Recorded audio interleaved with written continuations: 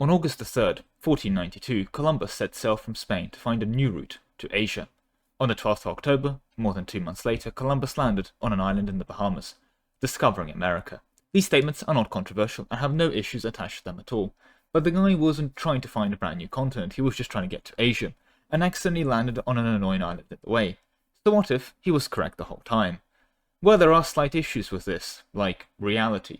For example, if the planet was the correct size, aka just smaller and there's no Pacific Ocean within Columbus's vision, well, for one, the planet is now smaller, and this has massive physics-based repercussions on, like, the whole world and stuff. Thankfully, physics was invented in 1905 by John Physics. However, since history ended in 1821, as you all know, we don't have to worry about it, and can just shrink the world without consequence.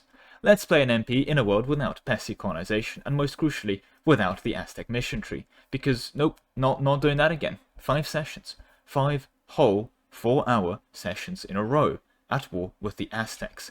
The armies of France fought alongside the English, the Scottish, the Irish, the Spanish, the Portuguese, a papal detachment, the Dutch, a couple German states, and of course, Jerusalemite troops in 20 real-life hours. Multiple back-to-back wars, over 10 million total casualties on our side just to lose. Not doing that again. Basically, I have no bias against the Aztecs, no idea what you're talking about, I just happen to entirely remove them from the map. Anyway, before we do lay eyes on said map, as well as address all the other changes, just a quick pit stop to say that a like on the video would be appreciated, and a subscription would be amazing. But with that all said and done, what does this world look like? Well, here we are. The loading screen is perfectly positioned over the crucial part of the world, the Kamchatka, island.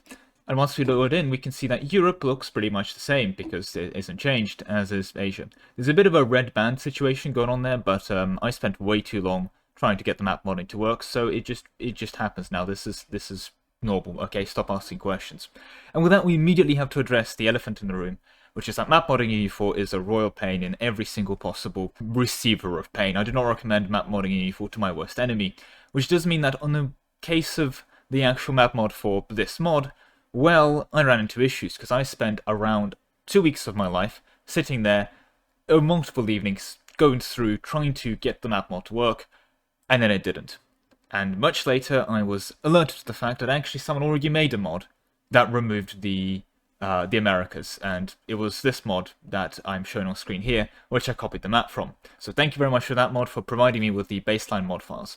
Ironically enough, this mod actually gives credit to the mod files it itself used to change the map to another mod, which is this one again. So there's a bit of a double credit loop there. Not sure who initially made through all of the steps and suffering, but that's the stuff I'm using today. I've re-achieved the exact same goals myself. Unfortunately, my things had a lot of arguments with the EU4 game engine, because they kept insisting that provinces which I removed continue to exist, so make of that what you will.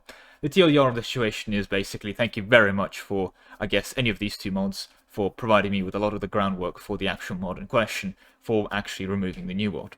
So, that's the map changes, as well as some innovative trade changes. The Caribbean, of course, is now the big place to fight over. But on the topic of naval nations, well, England is a naval nation for sure, but so is someone like Japan and Malacca. And normally they have a tough time fighting each other because, well, they're a bit far away if you go through the Asia route.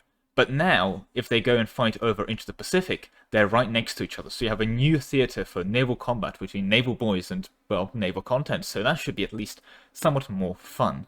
With that said as well, on the topic of broken mission trees and everything, while I haven't addressed anyone's starting position in terms of their ideas or even changed their starting position, it's time for some of the other lemon mod innovations. Let's begin with the basic things. The level 3 centers of trade have been expanded in classic lemon mod fashion. This is a feature from the old lemon mod that I've taken back over here into this new dimension, namely that, of course, level 3 is no longer the max level. You're able to upgrade to a level 4 center of trade on 35 development provinces to obtain level 4 inland and coastal centers of trade, in this case imperial dockyards. And of course, for just 10,000 ducats, there are modifiers for stacking reduction of central trade upgrade costs, but if you're not getting them, get me 10,000 ducats, you're able to obtain level 5 centers of trade, which provide absolutely insane bonuses. And don't worry, no spoilers here, but there are inland level 5 centers of trade as well. Those do require max merchants, and of course 50 dev is no easy task, but it's there. We are naturally keeping everyone's ideas the same, but we have made a return with a bit more of a balance update since the last time of 11 mod ideas. They're back, they're here, and they are for you to enjoy. Enjoy your random builds, including of course building around Center of trade upgrade cost. Not even kidding. Maritime here has minus 33% center of trade upgrade cost. And if you take administrative with manufacturing, as you can see, there is a policy for center of trade upgrade cost minus 50% from investing in trade centers, administrative, manufacturing. It's a 3-year degree build, but it does let you reduce the cost by 83%. So there's a build around it. Enjoy. And now naturally the case of mission trees. Some of them become very overpowered.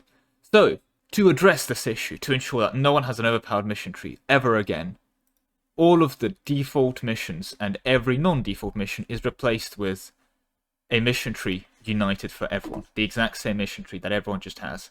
And I do mean it. Poland has this mission tree. Navarra has this mission tree. Even Gotland has this mission tree. They all have the same default mission tree, which I've been working on recently to provide everyone with multiplayer content, including military expansion missions, building scaling missions, dev-click missions, and of course finance missions. You're able to build up your nation and then go to war.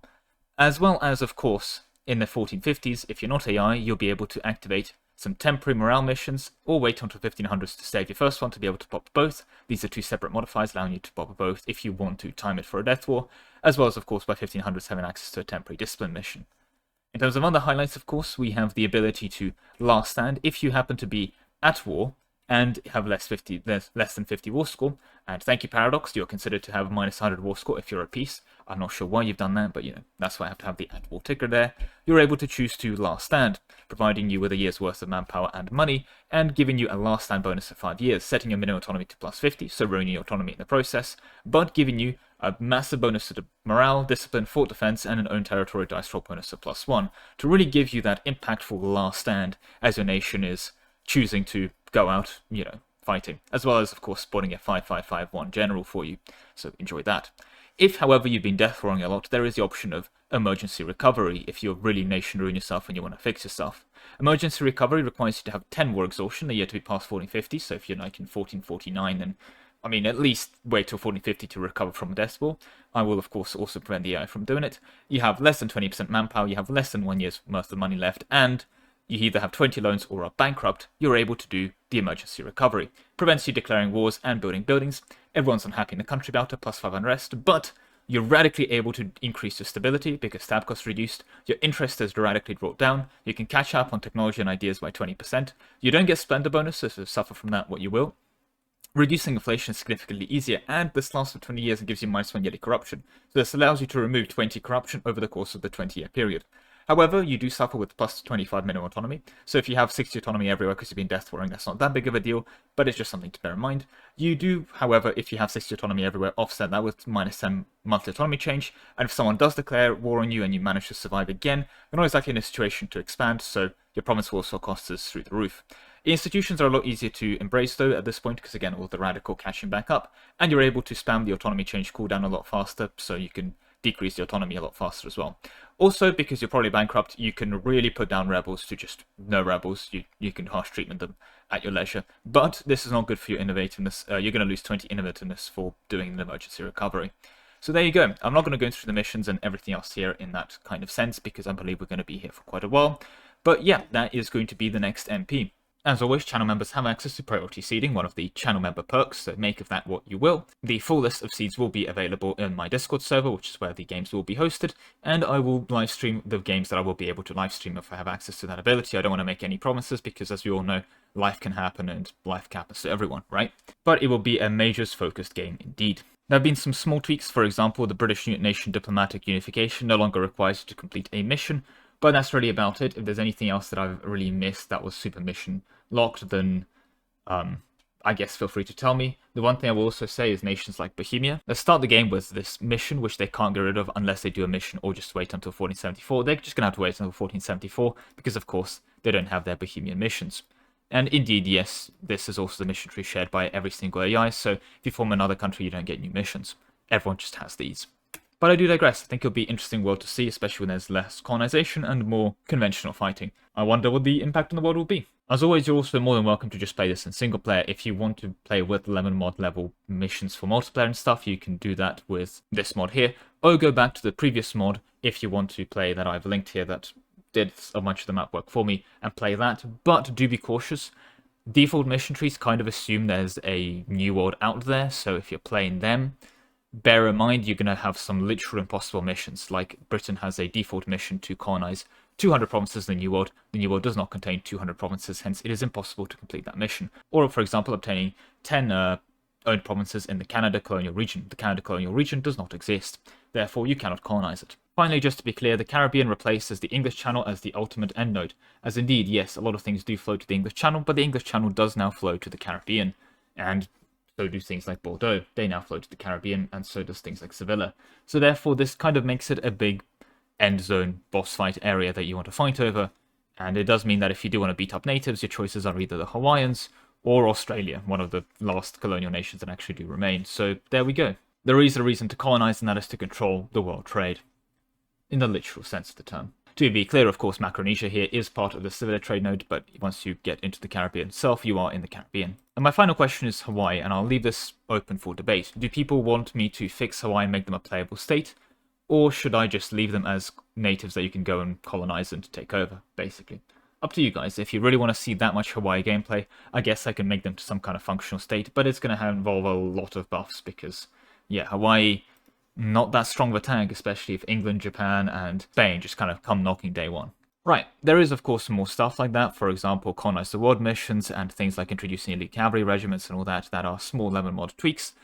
It's still mostly vanilla, but with that all said and done, of course, I do have to clarify that this is all the time I have for you today. Thank you very much for watching, with a special thank you to my channel members, especially Ark, Solar, W Haste, Seleman, Star72, Lord Zendikar, Nick Fassbender, Nanhatan, Nick Huss, The Awesome Rabbit, Best Pro Gaming, Granville Flavia, Kono, Andreas Alberg, Deki, Sov, Mobkiller, Anthony35, AC Napo, Glorious Leader, Zerkis, and Mr. Coomshock.